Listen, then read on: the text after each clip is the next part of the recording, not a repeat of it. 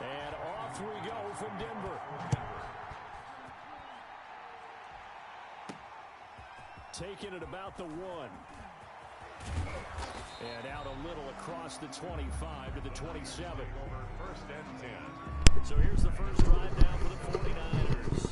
And they'll be led out by a 4-time Super Bowl champion elected to the Pro Football Hall of Fame back in the year 2000.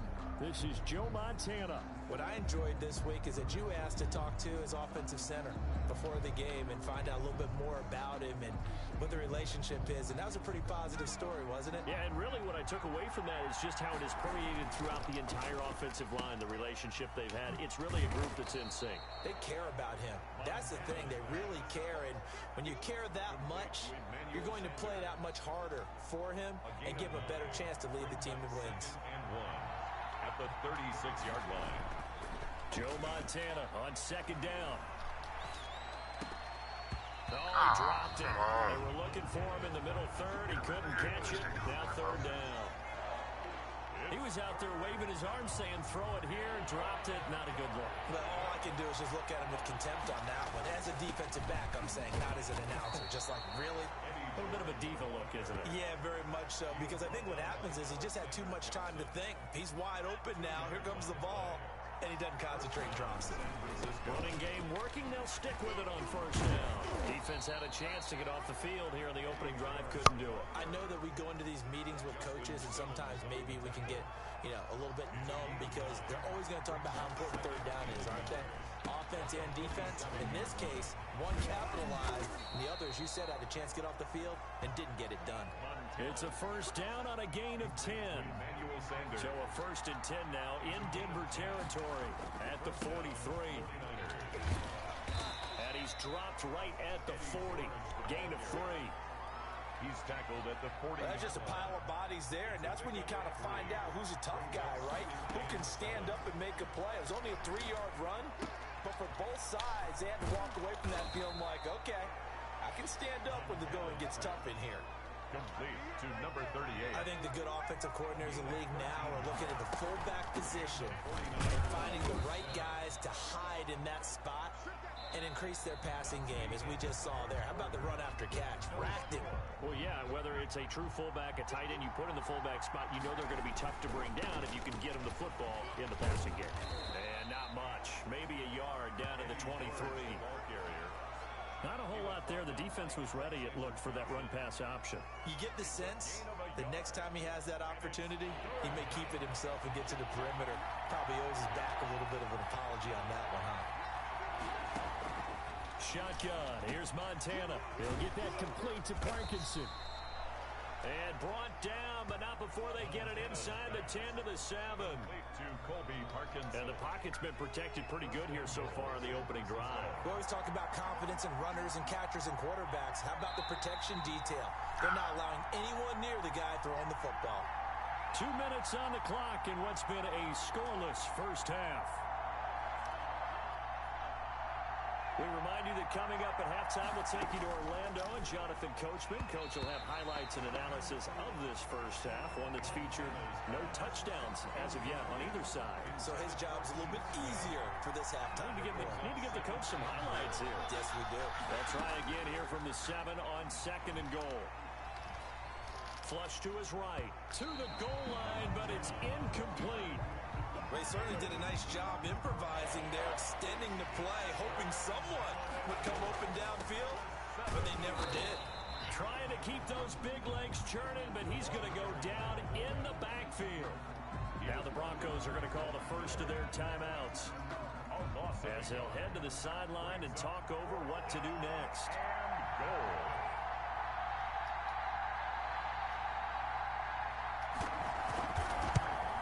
Joseph's got it. And the 49ers take a 3-0 lead. Makes the score Niners 3. So they get the field goal, but that was a 14-play drive to get 3. You sound like you're going negative on me. I was. Sounds like you're thinking the 3's just not that good. And people say that we're negative sometimes. So. Well, here's the deal. Getting the 3 is good. Obviously, you would think on a 14-play drive you're going to get 6 out of it. But that type of a drive can pay dividends later on because you might wear the defense down.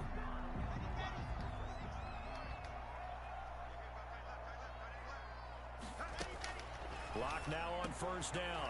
Man open. He's got it complete to Cortland Sutton. And now the ball's out. Fumble near midfield. And now this is scooped up by the 49ers. And they get the football. They'll set up shop at their own 49-yard line. We have seen this before, and we know coaches preach about this and work on it all the time. Catch the ball. You know there's going to be some traffic somewhere. They've got to put it away and secure it as they try and get downfield. And he is across midfield from 149 to the other 49. A gain of just 2. 2 yards on that catch, good for only a couple. At the 49-yard line. On second down, it's George. And he gets this inside the 35-yard line. He's taken down at the 33. His first carry of their second drive, pretty solid. And, of course, remember back to their first drive, really strong throughout that one. Not only is he getting good blocking up front, but how about his vision to find the holes? And he's seeing things before they even open and hurtling through them. 29-yard line. The tackle made that time by Bryce Callahan. And they'll work from the 29 on 2nd and 6. Gonna give this time to the tailback. Eddie George. Give him 4 on the carry, and it'll make this a 3rd and about 2. It's a gain of 4. On 3rd down, George. Oh, some strong running. Fights off another. I think the second tackler would have learned from the first. The 49ers now going to use the first of their timeouts as they'll stop it with 14 seconds to go in this first half.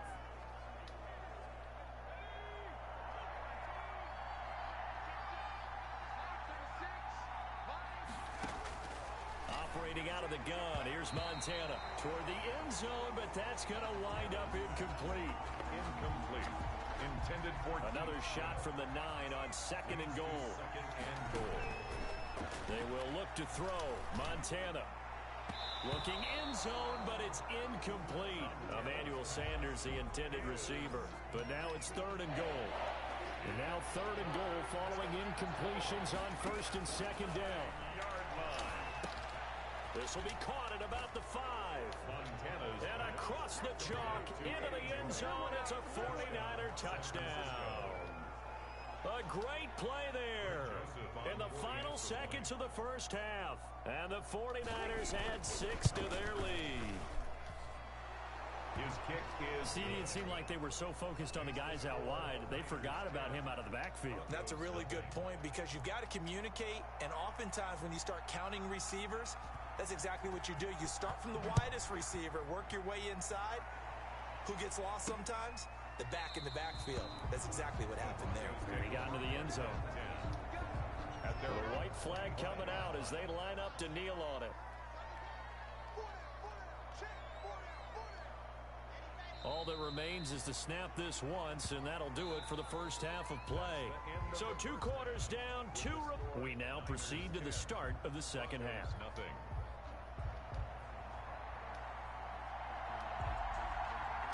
It'll be the Broncos getting the football first in this second half as they trail, and we are back underway. Fields it in the middle of the end zone. And this will come out to the 25 as Hamler elects not to return it. Here comes the Broncos offensive unit here as they'll have it first to begin this 3rd quarter. They come out here with a 0 on the scoreboard. What was said in that locker room? That's what I want to know. I would love to have been in there because we often have the feeling that there's a lot of shouting, screaming, people upset. But typically, halftime locker rooms are a lot more clinical than that. And in this case, are they upset that the plays weren't working because of execution? Or did they think they were just bad plays to call? Yeah. We'll find out pretty quickly here if they feel like they had something going, but they just need to do it a little bit better or not. We'll find out. That one good for 13 and a Denver first down. Back-to-back good plays have them on the move on first down. Shotgun snap to Lock. Throwing middle, but it's incomplete. Cortland Sutton, first-time Pro Bowler. He was the intended target, but it's going to be 2nd down. Well, switching gears for a second. Look, Charles, we know it's part of the game, but injuries, again, a big story in Week 5. Most notably, of course, Dak Prescott. Pretty severe ankle injury that's going to keep him out the remainder of the season, and that's really just the latest in what has been a tough year already. Gosh, you could probably build an all-pro team. And he's going to go down. They sack him back at the 42. remember when I was a kid and all I wanted was a nickel so I could get that soda down at the fountain. And guess what? The nickel came into play well. 5 defensive backs, they covered well, allowed for the sacks. Sodas were a nickel when you were a kid? No, I just needed the extra nickel so I could pay the proper price. Okay, how much were they? A dime? What were they? 15 cents. 20-yard line. Here's a look at the 49ers offense as they make their way out for their first possession of the second half. On first down, it's George. And they're going to stop him right at the line of scrimmage. Just no cutback lane to be found whatsoever.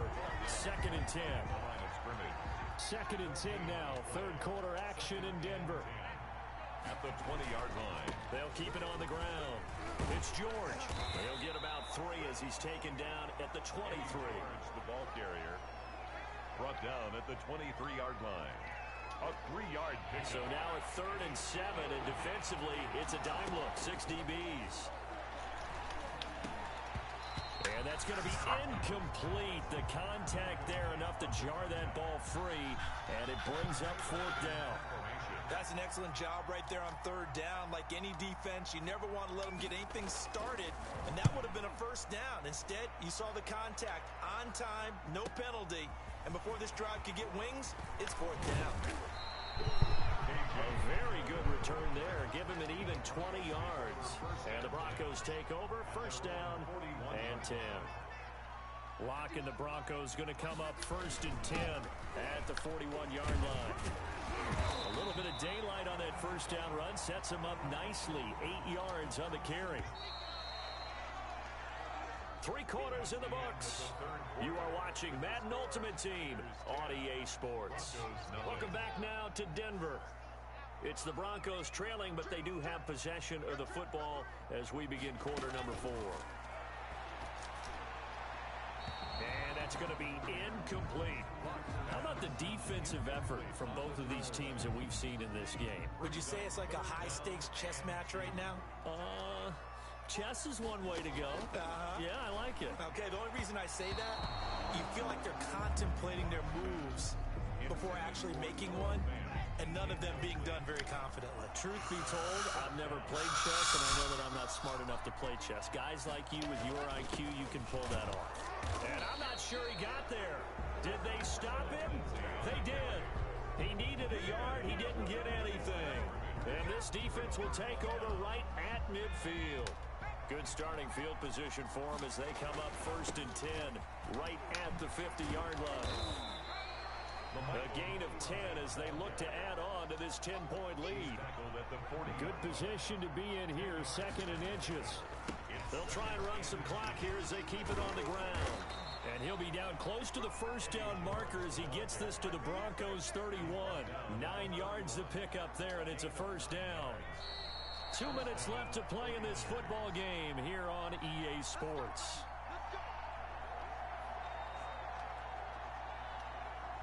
So it's 49er football here as we get you reset. And you'd have to figure they're just looking to burn these final 2 minutes away and get out of here with a victory.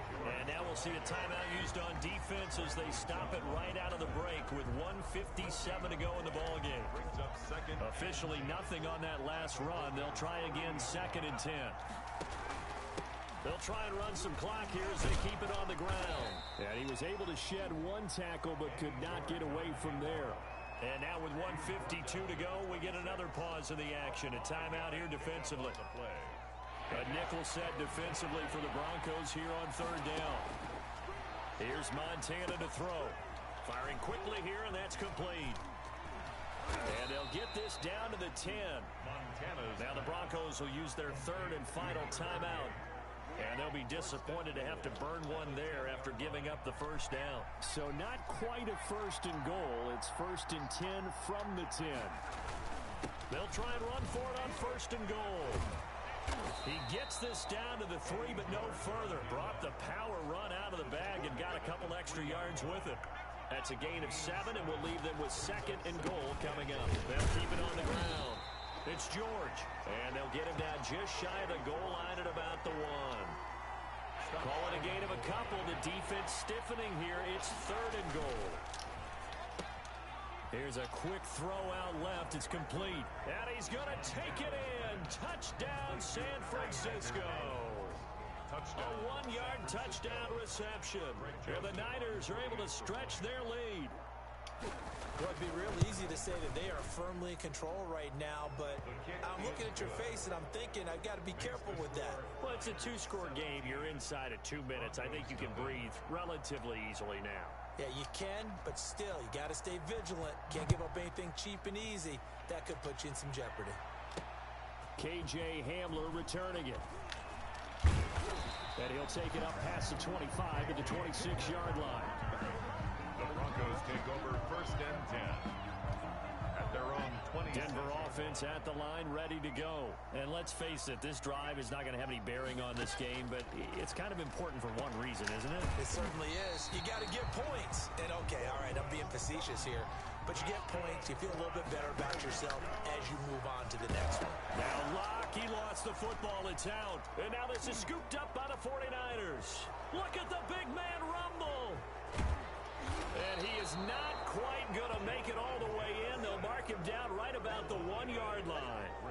Okay, this isn't one where you want to take the game tape and hold it up as an example, do you? I mean, you talk about frustrating all the way through. And that lap. And across the goal line, into the end zone. Touchdown, 49ers.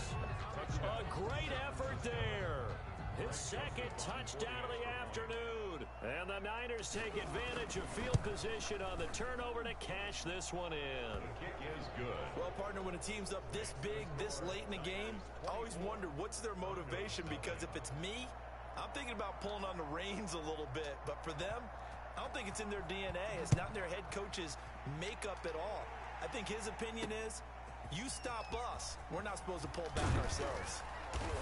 He takes this near the 25. Just a little pass there. Call it the 26. Broncos take over 1st and 10. At their own. The Broncos onto the field, ready to start their next drive. They are down big. They have not scored a single point. I don't know. Are they so defeated at this point you just want to get in the locker room, get the heck out of here? That is one way to approach it. Sometimes coaches say, that's it, okay? It hasn't worked all game. There's no sense in doing something now.